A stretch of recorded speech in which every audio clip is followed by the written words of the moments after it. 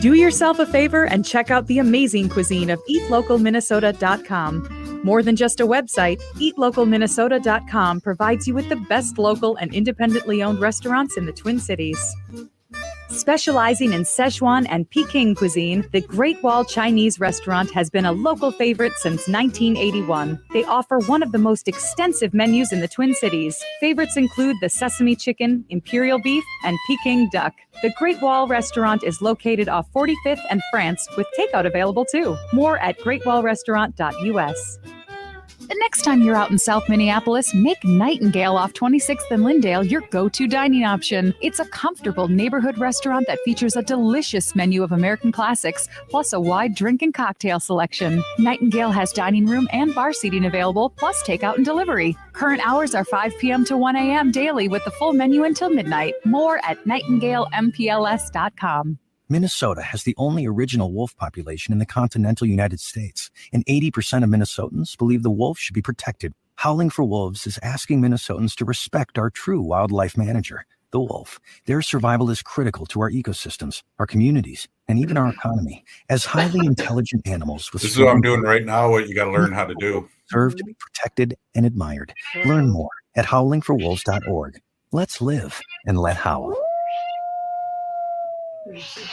Hey, Cudahy to all my friends and relatives in 4 directions. This is Robert Pilot of Native Roots Radio presents I'm Awake.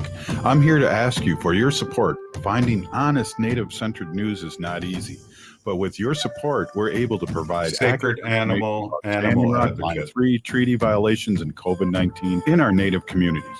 Please visit Native Roots Radio Network on Patreon and donate if you can. That's Native Roots Radio Network on Patreon. Pinigigi, and thank you for your support. Hey, Ogimaa, I've been hearing a lot about this term, climate justice. What is that? Climate justice is recognizing that the negative impacts of climate change don't affect all people equally. It also means transitioning from a fossil fuel-based economy to a more sustainable future. MN350 is one of the groups that's pushing for this transition to protect our futures. You can even get involved too. That's great, especially since I'm concerned about pipeline projects like Line 3. How can I help MN350? Just find them on Facebook or visit mn350.org. With your AM 950 weather, this is Dan Riva. Tonight, a bit cloudy, low 21. Saturday, kind of sunny, high 37. Saturday night, cloudy mostly, low 24. This is Angela Warner with Warner Stellian. If you've got a broken appliance or one you wish would break, don't settle for poor selection and don't pay a penny more than you should. Warner Stellian has thousands of in-stock appliances. Shop now at warnerstellian.com. Portions of Native Roots Radio may be pre-recorded. It's a good day to be indigenous. Get up, stand up. They are going to become more brutal. Because all the hippies were trying to be Indians anyway. They're going to become more repressive because it's a matter of dollars and their illusionary concepts. Ready to come on? Hey, Victor. We ready to come on? Yeah, after you do your thing. Also, with recent happenings at Wounded Knee. I am awake. Welcome to Native Roots Radio presents I'm Awake, and I'm your host, Wakanja Hade. Hey, Cudahy to all my friends and relatives in 4 directions. You are listening to Native Roots Radio presents I'm Awake, and I'm your host, Robert Pilot. Wakunja Hade, which means distant thunder, is my real name and my native name, my Ho-Chunk name. And we discuss local and national Native news and events. And as you know, Wendy, and looks like you got Lucy in your hands, Wendy and Lucy, Native issues are human issues, and human issues are Native issues. This portion of the show is sponsored by the Native American Community Clinic in Minneapolis, honoring health and tradition. So we always lead off with the show with Ogimaa with the news, and we have that coming up in just 1 second. I just want to greet Zoe Allen, our new teammate here at Native Roots Radio. Looking like you got some good light there tonight, Zoe. Welcome to the show. Wendy and I are so happy that you've joined the team. Yeah, it's great to be here. I'm reporting all the way from White Earth Nation tonight. Wow. Very cool. Very cool. All right. Hey, the cat wants to talk now. Without any further ado, and you didn't know I spoke French, did you, Wendy? Without any further ado, let's get with Ogimaa with the news that you don't hear anywhere else. Welcome, Ogimaa. Bonjour, Anin relatives. This is Ogimaa Giniw Ikwe. I'm a citizen of the Red Lake Nation in northern Minnesota, and I currently reside on Dakota homelands in central Minnesota. And I have some news and information for you here on Native Roots Radio Presents I'm Awake. The first thing that I want to talk about is a recent article that came in the Mesabi Tribune here in northern Minnesota talking about the Huber Mill. And I guess I suppose it would be a correction to a previous statement I made that the Huber Mill in Cohasset, Minnesota had been essentially defeated by the Leech Lake Nation and the Minnesota Center for Environmental Advocacy. Unfortunately, St. Louis County in Minnesota is making a push to convince Huber Engineered Woods to reconsider building the project in northeastern Minnesota instead. St. Louis County is actually offering that they would pay for the environmental impact statement, which is what the Leech Lake Nation and the Minnesota Center for Environmental Advocacy had requested of the Huber Mill. And instead of putting forth the funds in this company to be able to do that environmental impact statement and to assure residents of Minnesota and the Chippewa National Forest that this would be a safe place and a safe project, they opted to pull the project entirely, claiming that it was costing them too much money to keep this project there. Meanwhile, Northeast Minnesota in Duluth, or the county seat is in Duluth in St. Louis County, they're offering up millions of acres of county-owned forest to this project and offering to pay for the environmental impact statement. St. Louis County is going to have its county meeting on February 21st, 2023 at about 9 a.m. at the Duluth Courthouse, and they're expected to discuss plans to assist the Huber Mill in coming to Northeast Minnesota. This project would create pollution. This is an OSB mill, meaning they would cut down the trees and basically shred them and mix them with glues and other chemicals. So this production plant is not just a milling plant. It comes with many chemicals and glues and things that get into the air, or powder things that can settle onto the land and into the water.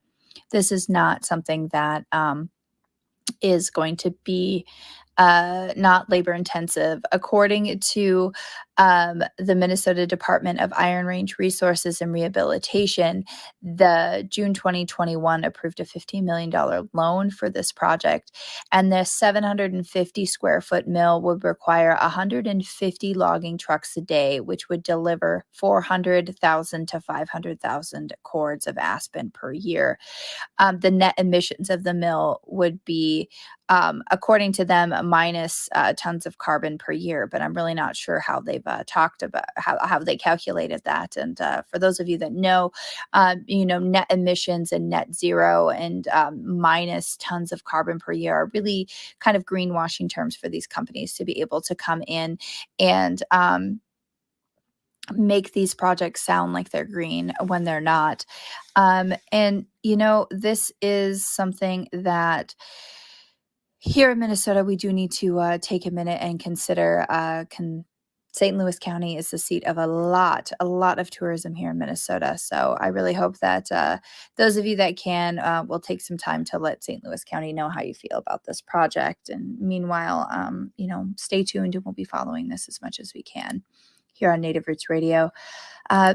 Speaking of pollution, I do want to touch base on something we haven't been able to touch on here in Native Roots Radio so far, which is the train derailment from February 3rd in Ohio, in East Palestine, Ohio, about 50 miles northwest of Pittsburgh on February 3rd. A Norfolk Southern train, number 32N, derailed just outside of East Palestine, and 38 of the train's 150 cars derailed. Some of the cars, then burst into flames, and of course, those flames damaged other cars.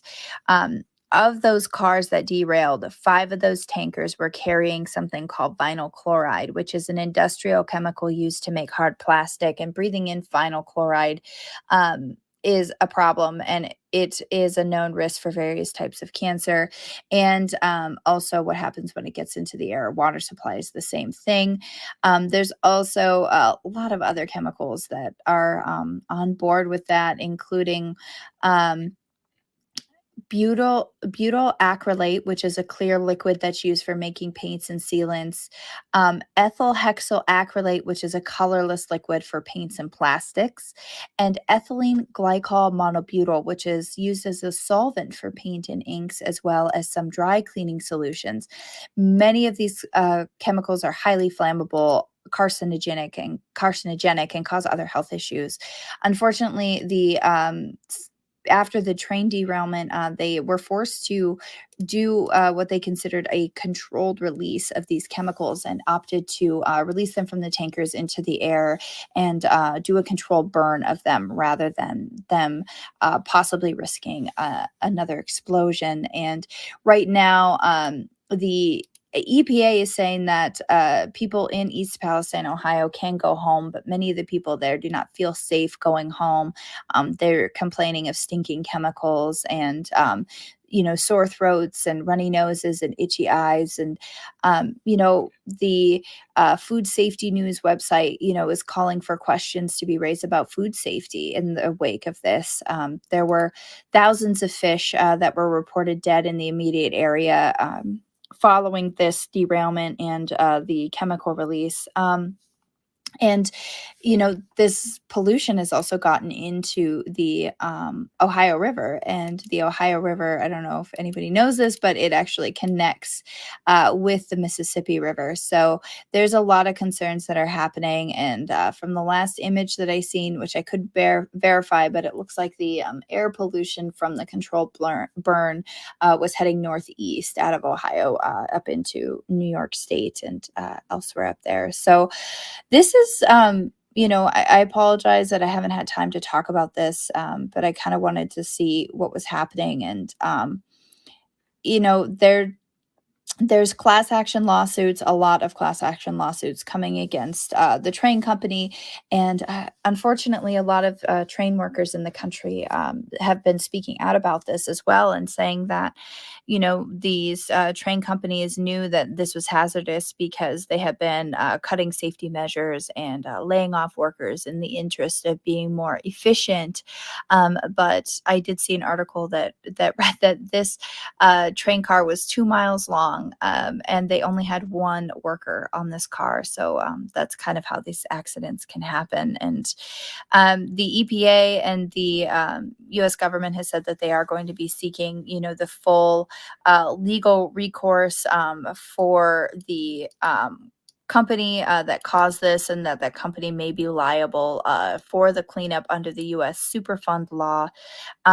But this is really going to be something where we may be hearing about the long-term effects of this pollution and this accident and spill for a very long time. So again, we're going to be covering this here at Native Roots Radio and talking about it periodically as things go on. And our prayers are with the families, the animals, and all of our relations that are currently affected by this, as well as us here in Minnesota, because even though we're not experiencing direct reports or direct problems from this, we may be seeing this come through in our food. Ohio is ranked first nationally in the production of Swiss cheese, second in egg production, and third in tomatoes and pumpkins, and it's also fifth in the nation for bell peppers, sixth for corn and cucumbers, and eighth in the number of chickens sold. And we have yet to see what is going to happen to those crops after the release of these chemicals. So stay vigilant, everybody. Stay safe. Be a good relative, and tune in to Native Roots Radio Presents I'm Awake. Hey, we'll be right back with Senator Mary Kunesh. You're listening to Native Roots Radio Presents I'm Awake. Stay with us. J&S Bean Factory is a Native-owned, community-supported, cozy, artsy coffee shop which offers roasted on-site beans, live music, and baked goods. Relax in the beautiful outside patio. City Pages writes, voted top 10 coffee shops. Tucked into a quiet corner of St. Paul's Highland Park neighborhood, this coffee shop roasts beans on-site from the best coffee-growing countries in the world. Located at 1518 Randolph Avenue, St. Paul. The good stuff. Boost your immunity and help protect your community. COVID-19 is still here, but it's not too late to get your booster. Staying up to date with vaccines can help build protection that has decreased since your last shot and provide better protection against newer variants. Boosters are an important part of protecting yourself from getting seriously ill from COVID-19. To learn more and schedule your appointment, visit ramseycounty.us/COVID vaccine. ramseycounty.us/COVID vaccine. Unwanted sexting or photos, inappropriate jokes, even tickling or wrestling can feel like a violation. Catcalling, cornering, or groping, getting them drunk or high for sex, recording sexual acts without permission, hurting someone because of their sexual orientation, raping a family member, a child, a date, a friend, a stranger, purchasing a human being for sex. You make the choice every single time. Sexual violence is many things. Make a choice. Do not do it. Sponsored by the Minnesota Indian Women's Sexual Assault Coalition. Hey, Ogimaa, I've been hearing a lot about this term, climate justice. What is that? Climate justice is recognizing that the negative impacts of climate change don't affect all people equally. It also means transitioning from a fossil fuel-based economy to a more sustainable future. MN350 is one of the groups that's pushing for this transition to protect our futures. You can even get involved too. That's great, especially since I'm concerned about pipeline projects like Line 3. How can I help MN350? Just find them on Facebook or visit mn350.org. Hi, this is Representative Sharice Davids from Kansas. I'm Ho Chunk, and you're listening to Native Roots Radio. Then we're back to Native Roots Radio presents I'm Awake, and this is Robert Pilot. This portion of the show is supported by MN350, a grassroots organization fighting for climate justice. Well, it seems like, Wendy, we've had a bunch of shows about being at the Capitol, and here's somebody that's a front line and boots on the ground at the Capitol that I got to watch in action. State Senator Mary Kunesh, welcome. Hello, everyone. How are you all? I got to see Wendy this week. I got to see you this week, Robert. It's just, I guess it's the place to be these days. Yeah, definitely. And it was really kind of interesting. I was only in your education committee for a few minutes, and I think people were talking about some charter school stuff, and it was very interesting kind of vibe happening there before I had to go to my other meeting. But great to see you in action, and great to see people out there concerned with things, and not so great to hear Republicans speak, though. Oh, wow. Well, it was a full week of education and lots of other really, really good things going on at the Capitol. It was also Tuesday, was it Tuesday or Monday, was the MMIW, it was Tuesday, the Missing and Murdered Indigenous Women's March. So I got out of the Capitol, got over to South Minneapolis, and it felt so good to be in community with folks again. It's been a long, long time. A couple of years since we've been able to get together like that. And so it felt good. Yeah, it was interesting too. I felt bad for you because I was there watching, and we've reported this on Native Roots Radio that Mayor Fry, they were asking him to leave while you were speaking up there, and you're such a trooper. You just kept going right through, and I was like, my ADHD was going, what's going on? But yeah, I'm so glad.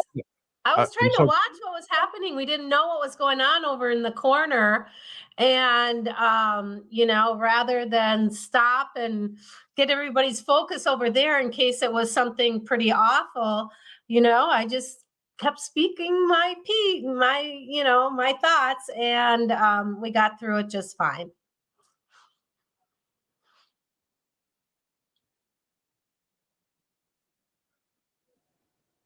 Oh, yep. And I think Robert is having a little bit of technical difficulties. Oh, Robert's muted, not me. Nope, I can hear you just fine.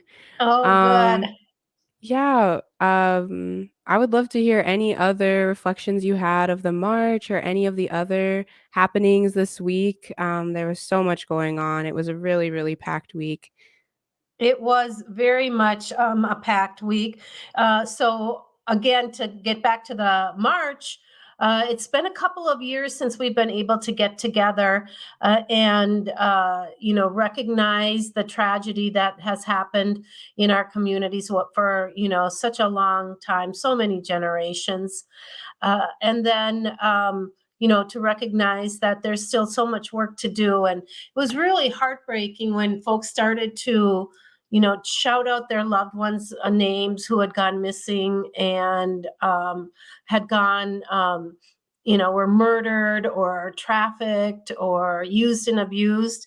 So that was just, a super big tragedy. But we're gonna keep working on it. We're gonna keep making sure that that we are addressing these issues. And it's interesting being in the Minnesota Senate because so many things come up that I had no idea was going on in our state or anything like that. And so every day I learn a little bit more about our state and the work that we're all doing there or not doing sometimes. And it's just such a privilege to be there in this time and in this space. Yeah, definitely. Can you hear me okay, Mary? Yep, now I hear you. Yeah, somehow somebody removed me from the feed, and that's not fair because then you can't hear me. But one of the things that I just want to back up and say is that it was good that the MC spoke about what was going on in the corner, as it could have been portrayed as that we were fighting amongst ourselves, and it was good. They were talking about, hey, they asked the mayor of Minneapolis to leave in a not so good way. Yeah. But I'm glad they mentioned that because I was going, what's going on? I was on the other end of the building. Yeah.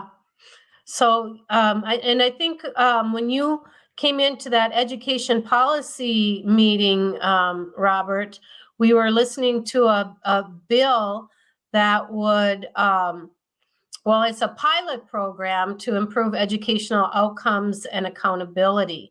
Oh, maybe that wasn't the one that you were there for. I forget exactly which committee you were in, but it was an education, but they were talking about something to do with testing and also charter schools being yeah, I know what it was. It was so the Minnesota Department of Education, it was their policy bill for the session. And it's just it's full of a lot of really good things for our tribes. There's a lot of attention and funding going towards Indian education.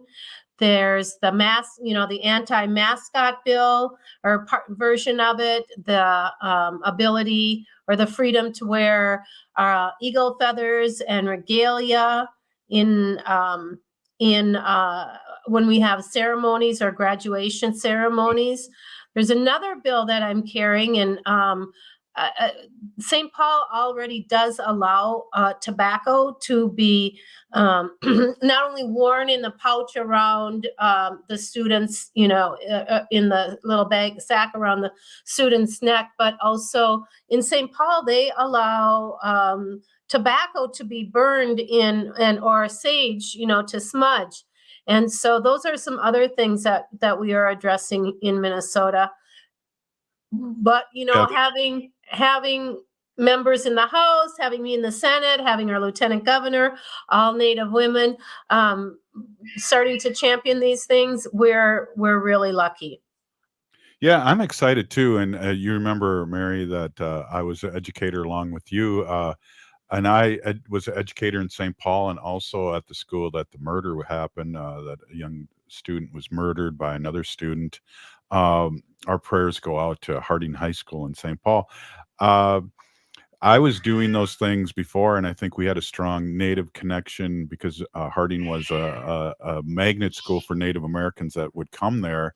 So, but the derogatory comments hopefully will be taken away once these bills pass, because everyone was like, oh, it smells like weed. And you're like, no, you just don't know what weed smells like. And that was super racist, what you just said. And that was coming from teachers. Yeah. Yeah. Well, another really big push that we have going on in Minnesota is to update our MIFPA bill, our MIFPA legislation and statutes. That's the Minnesota Indian Family Preservation Act. And it's basically sort of a little mini ICWA bill or law here in Minnesota. And we know that, ICWA is under threat, and the Supreme Court is supposed to come out with some kind of a decision pretty soon.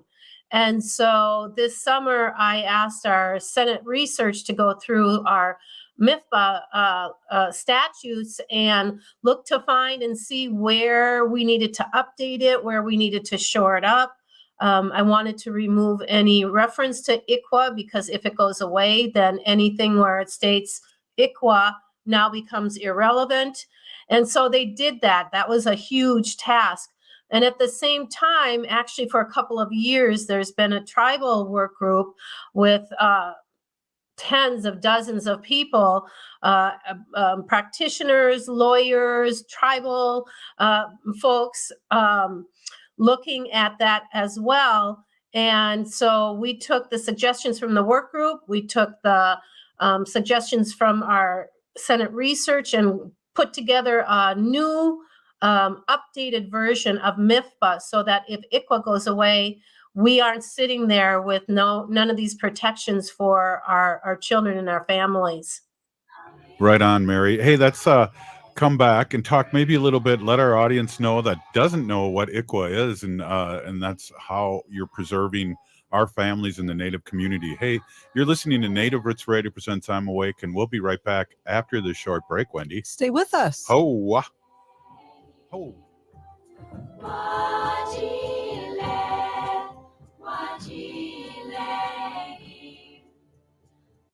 J&S Bean Factory is a Native-owned, community-supported, cozy, artsy coffee shop which offers roasted on-site beans, live music, and baked goods. Relax in the beautiful outside patio. City Pages writes, voted top 10 coffee shops. Tucked into a quiet corner of St. Paul's Highland Park neighborhood, this coffee shop roasts beans on-site from the best coffee-growing countries in the world. Located at 1518 Randolph Avenue, St. Paul. The good stuff. Boost your immunity and help protect your community. COVID-19 is still here, but it's not too late to get your booster. Staying up to date with vaccines can help build protection that has decreased since your last shot and provide better protection against newer variants. Boosters are an important part of protecting yourself from getting seriously ill from COVID-19. To learn more and schedule your appointment, visit ramseycounty.us/COVID vaccine. ramseycounty.us/COVID vaccine. Turn to Auto Technical with your vehicle donation. Even though Auto Technical is a small nonprofit, we have helped more families with transportation than any organization in Minnesota. Since '94, we have reconditioned donated vehicles so they have a higher tax benefit. Call Richard at 612-919-5526, 612-919-5526, or autotech.org. Hi, Minneapolis. This is Randy Rhodes. Listen to me. Weeknights, 10 to midnight, AM 950, the progressive voice of Minnesota. It's an absolute must for any true foodie. Vinaigrette at 50th and Xerxes in South Minneapolis offers premium oils and vinegars for the most discriminating of tastes. This is Sarah Piepenberg, owner of Vinaigrette. We bottle on-site, there's no guesswork, and you get to taste test each and every oil and vinegar we offer. Our direct relationship with the growers ensures an uncompromised level of satisfaction. When you need to know you're cooking with the finest ingredients, first contact the independently owned Vinaigrette, 50th and Xerxes in South Minneapolis. Online at vinaigrettemn.com. Next Chapter Booksellers not only has a huge variety of books, but they also have many book clubs too. One is the Sci-Fi Fantasy Club. Join the last Friday of every month to uncover and rediscover forgotten classics, titles that blur genres, small press stunners, and much more. Every month at Next Chapter Booksellers, they'll have discussions that will challenge your perception and change the shape of your mind. Located off Snelling and Grand in St. Paul. Find more about the Sci-Fi Fantasy Club and other book clubs at nextchapterbooksellers.com. Hi, this is Laura, and I want to tell you about my family's favorite thing. It's our wood stove. We bought it about 14 years ago from Woodland Stoves and Fireplaces. And see, the wood stove has actually paid for itself because we can keep the main area that we live in toasty warm with this great moist heat. But more important than saving money, it has actually improved our lives. Having a fire simplifies life. It provides comfort. It sort of takes the chill out of winter. I'm Peter Solak. In 1977, I started Woodland Stoves and Fireplaces, and I experienced the simple joy of warming myself by a fire. I also realized that the place and the way we embrace fire has evolved in a diversity of forms and styles. So at Woodland Stoves and Fireplaces, we have brought together the widest selection of our fireplace products and technical knowledge in the Twin Cities. Our mission is to use our knowledge to help you choose the design and function that is right for you and your home. Visit Woodland Stoves and Fireplaces today and find the right fire for you.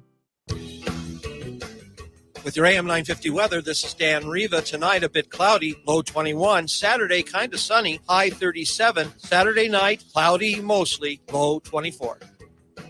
This is Angela Warner with Warner Stallion. If you've got a broken appliance or one you wish would break, don't settle for poor selection and don't pay a penny more than you should. Warner Stallion has thousands of in-stock appliances. Shop now at warnerstallion.com.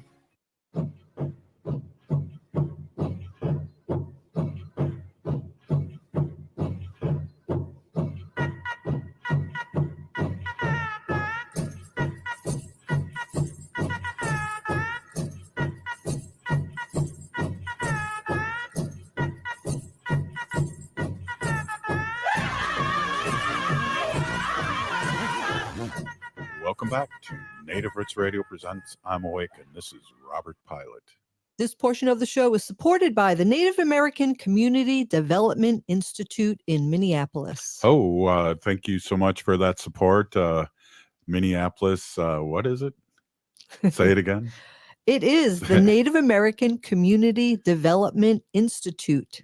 Robert Lilligren and the crew out there. That's right. Awesome. Hey, we have State Senator of Minnesota, Mary Kunesh, and we were talking a little bit about all the work she was doing, and we were running around the Capitol too, and I'm banging on the door because I got the okay from the tribe to really push the getting Ho-Chunk recognized in Minnesota, and I was excited to hear all the positive responses that I was out there. Mary, can you talk a little bit to our audience, maybe what, if they don't know, because we were talking about Ikwe, what basically Ikwe does and means to our nations across Turtle Island? Sure, sure. So ICWA is the Indian Child Welfare Act, and it is a federal law or act that was created to protect the best interest of Indian children and to ensure the stability and the security of Indian tribes and family. So that, we all understand, we don't all understand, but, that historic removal of Indian children being removed, intentionally, forcibly removed from their families, whether through starvation, boarding schools during the 60s scoop, put in foster care, and then intentionally placed in non-Native families, white families' homes in order to, to continue that vision of getting us all to assimilate and the genocide of the Native community. And so ICWA provides the outline and the standards for states as around how to handle child abuse and neglect and adoption, and setting the standards for how we ought to be taking care of that or addressing those issues. And so this MIFPA bill that we have is really the gold standard, and it bolsters existing protections of ICWA into Minnesota statutes. And the passage of this bill is going to continue the work to protect Indian families, reduce litigation where possible, and provide more clarity so that the tribes and the counties, governmental agencies have the same work under the same expectation and understanding of the rights and responsibilities that they are due. And I want to, if you don't mind, I would just like to run through a little bit of history about the removal of our kids. Do we have time for that? I'll make it quick. Absolutely. No, Okay. absolutely. We got 10 minutes. Well, Okay. really 6, but Okay. no. So, throughout the history of the United States and in Minnesota, government and private practices have implemented intentional, horrific methods of removal and disconnection of our Indian children from their homes and from the culture and the tribes. And I would say this disconnection really began the minute, colonizers stepped on these lands. But the disconnection, like officially within our state, within our federal government, began with the federal policy of assimilation in 1819 through the Indian Civilization Act. I mean, this is an act that was passed by the United States Congress in 1819, and it encourages the benevolent societies of both Protestant and Catholic organizations to provide education for American Indians and authorized financial incentives to stimulate the civilization process. So that happened, that started in 1819, but by 1891, and throughout the 20th century, the government used that Civilization Fund Act as authority to establish all of those awful, awful boarding schools across North America. And then in 1869 came the peace policy. And that is an approach that sanctioned humane interaction with Native people and allowed religious groups to run reservations across the American West. And that's those attempts by the federal government were to, of course, end tribes by assimilation, and then also led to that adoption of the Indian boarding school policy. And so by 1879, that forcible removal of Indian children from their homes for placement and in government-sponsored boarding schools really, really kicked in earnest. And they, worked under the guise of kill the Indian and save the child. And so by the 1900s, even though we don't know the exact number, it is estimated that at least 20,000 of our children were in Indian boarding schools. But even worse, by 1925, in just 25 years, that number had more than tripled. And then came the Indian Adoption Act of 1953. And that's when the boarding schools began to die out because they realized how expensive it was. So new efforts started to disconnect our Indian families. So from 1958 to 1967, which is not so long ago, right? I think at least 3 of the 4 of us were around during those years. The federal government enacted a program called the Indian Adoption Project. And that was the goal of white Americans adopting Native kids. And again, it was officially efforts to lift obstacles that prevented Native children from eligible adoption and allow them a better life.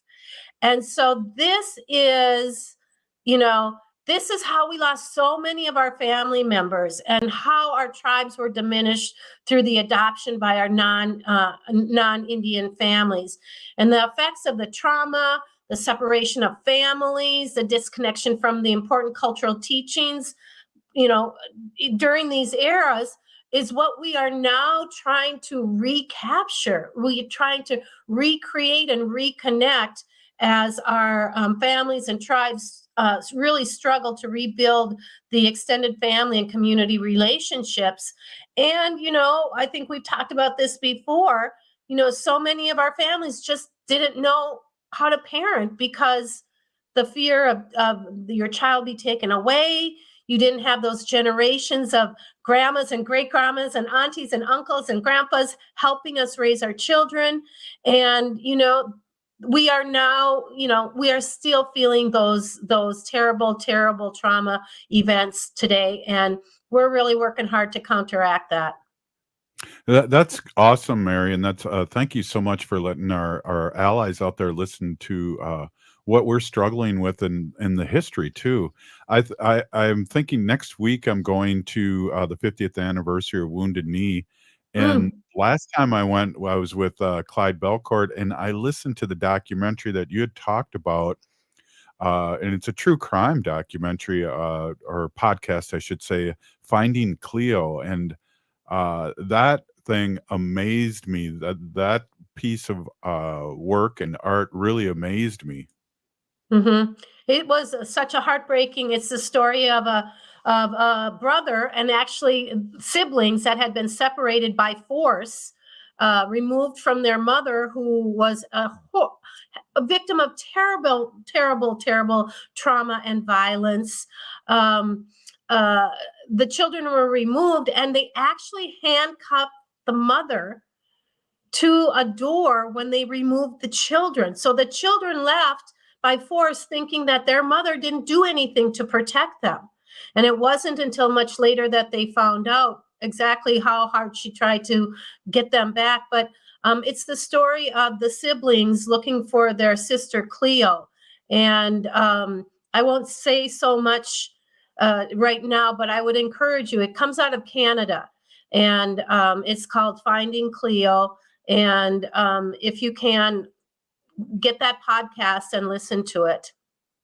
Well, and the thing that really comes to home with that podcast, State Senator, is that not only did Cleo and all these people that were affected by the removal of Cleo, the whole family, the mother became an advocate for adoption. There's all these against adoption and keeping the family together.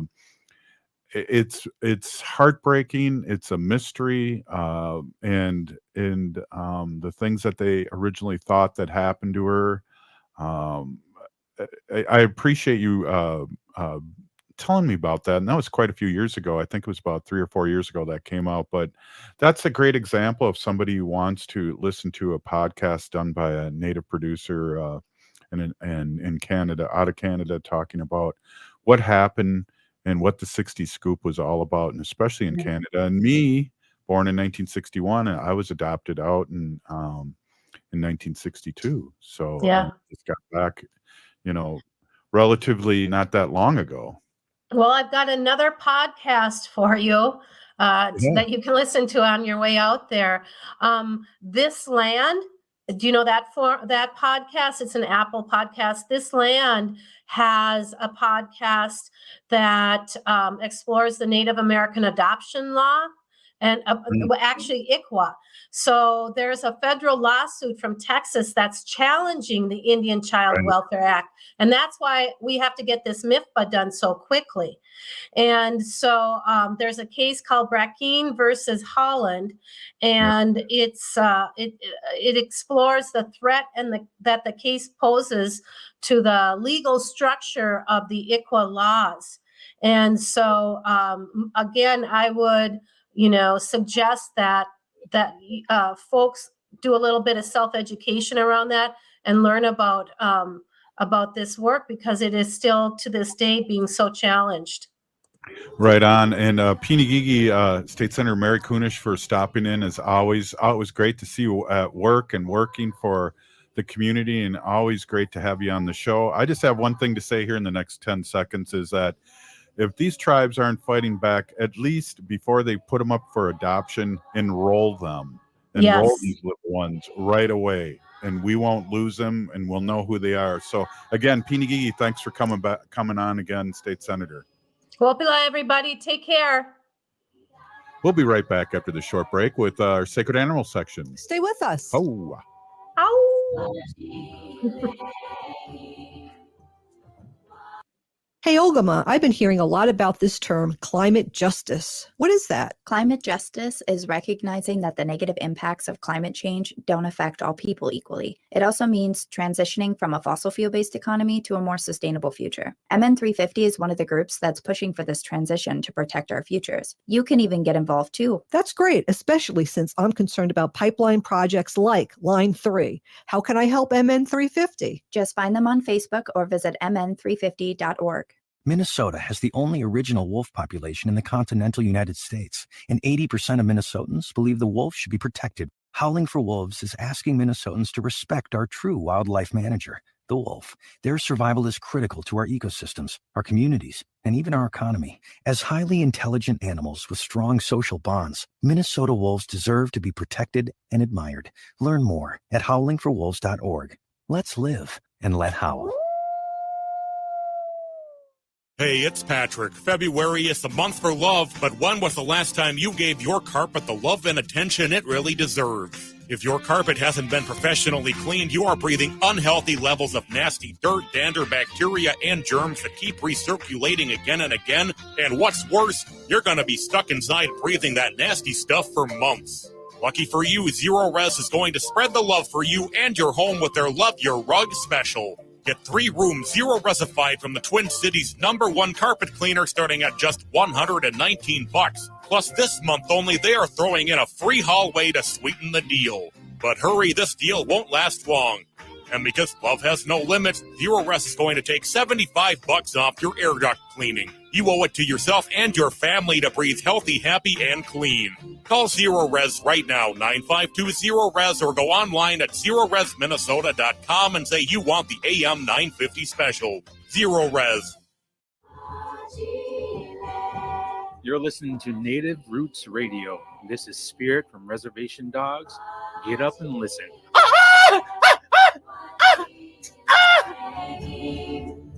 Welcome back to Native Roots Radio presents I'm Awake, and this is Robert Pilot. This portion of the show is supported by Howling for Wolves, protecting wolves for future generations.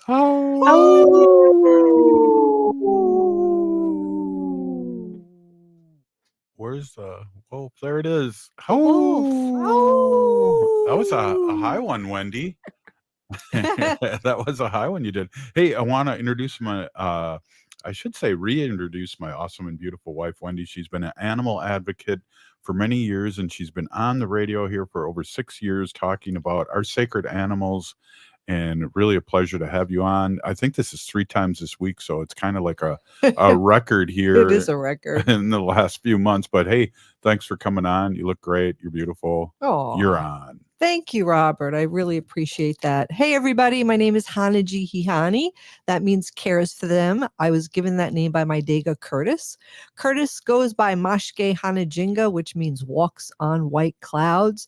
I'm a humane policy volunteer leader for the Humane Society of the United States, and I work on animal issues at the state and local level, and it's always my pleasure to do that. And we were so busy talking to Minnesota State Senator Mary Kunesh about so many important things, and I did not get a chance to thank her, but when I did see her at the state capitol, she came over to me, and she knows how much I care about animals. She told me that she signed the bill to ban wolf hunting in Minnesota. So I'm so excited about that. And thank you so much again, Senator Mary Kunesh, for doing that and realizing how important our Minnesota wolves are to protect and keep for future generations. So definitely, yeah, it's really important. So yeah, and again, just to remind everybody, the Minnesota wolves here are on the Endangered Species Act. They are threatened. But if they get taken off that Endangered Species Act list, what will happen is there may be a wolf hunt here in Minnesota, and we want to stop that. So that's why that bill is there, to stop the wolf hunt if they ever do come off the Endangered Species Act. But we know how fast that could happen with our last administration. He just took them off in a minute. So we have to be diligent and work ahead of everything. But Robert, did you hear? I have right here the Kansas City Star, and this is an article written on February 7th, so that's 10 days ago, by Mitchell Willits, and it's about a hibernating bear who woke up tired and trapped after its makeshift den flooded with water here in Minnesota, and that's what the Minnesota wildlife officials said. The bear had picked a roadside culvert to sleep through the winter, the State Department of Natural Resources said in a social media post, but instead of waking up to nice spring breeze, snow melt flooded in, causing the bear to become stuck in deep snow and ice. Some people spotted the bear and tried to help it out of its predicament, which officials caution against.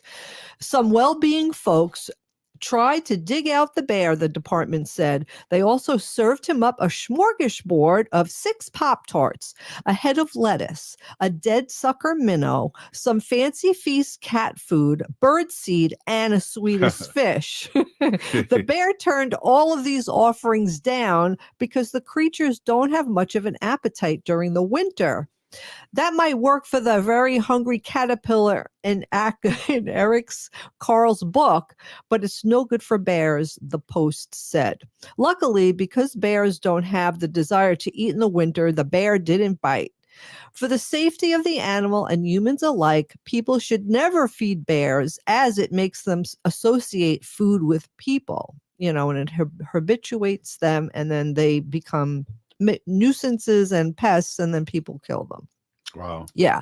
Rescuers arrived at the scene and freed the bear, officials said. Weighing in around 400 pounds, the male bear was healthy but groggy. After being examined, it was relocated to a state game sanctuary where it can finish hibernating in peace. If you ever are concerned about a bear's safety, by all means, give us a call, officials said. But don't try to move it or feed it. Doing so could result in a bad situation. And we all kind of know that. I mean, these bears are really big, powerful animals, and you never know what a wild animal is going to do. But I thought the choice of the smorgasbord that they offered this bear was kind of a little bit ahead of lettuce. I mean, I just think that's so funny. But I do have some 5 cool facts about bears, and we really want to keep right now. Also, our bears here. Our bears are on the Endangered Species Act as a threatened species. So we want to go ahead, when that comes up, I'll let you guys know that to get in touch with your legislators, because we want to keep our bears around also for future generations. And then just to jump in too, just a reminder to audience out there, Wendy, is that my tribe, my nation, and many across Turtle Island have the Bear Clan, and I know Bear Clan is like the police of the Ho-Chunk Nation. They're the ones that take care of security and things like that. I love that. Yeah, exactly. So it is very important. But one of the facts about our bears is that layers on layers, bears have thick layered coats. Bears are certainly big and fluffy, but there's a lot more that meets the eye. A polar bear, the coat is made up of 2 unique layers. The shorter coat provides insulation from weather, while the longer coat prevents water from reaching the short coat layer and the skin. Each layer serves as a unique purpose and allows the bears to thrive in frigid conditions. And I often see these big white polar bears in the Arctic, and it's so cold, and you wonder how they keep warm and stay dry, right? But they that's how they do it, with these different layers of this fur that they have. Grizzly bears possess a biting force of over 1,200 psi's, and psi's is pounds per square inch. That's right. Pounds of pressure for square inch, right? Which is enough to crush a bowling ball or an iron skillet. Wait, how much? Yeah, 1200 psi, which is enough Wow. to crush a bowling ball or an iron skillet.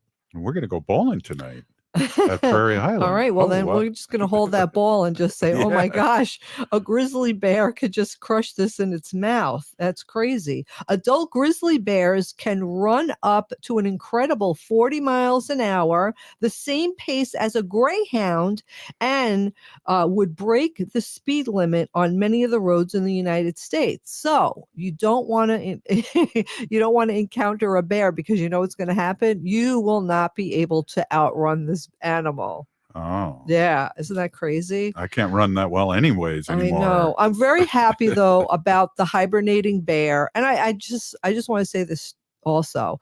So the bear made this little den in a culvert on the side of the road. So you know those culverts, Yeah. and it fills up with water, and that's so the road doesn't flood, right? Isn't that basically what those are for? Right. Yeah. Why would the bear? They're supposed to go like in a cave or a den somewhere. They're not supposed to be on like the side of the road in a culvert. So it is partly the bear's fault. I just want to say that. We don't want to blame the bear because they're too strong to be blaming. Hey, I'm glad he's rescued.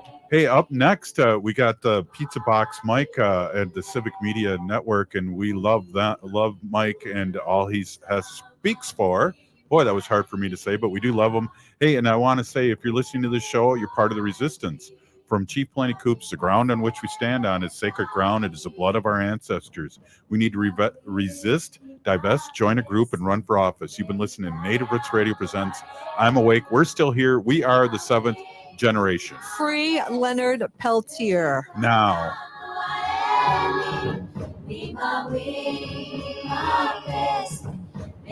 Kaya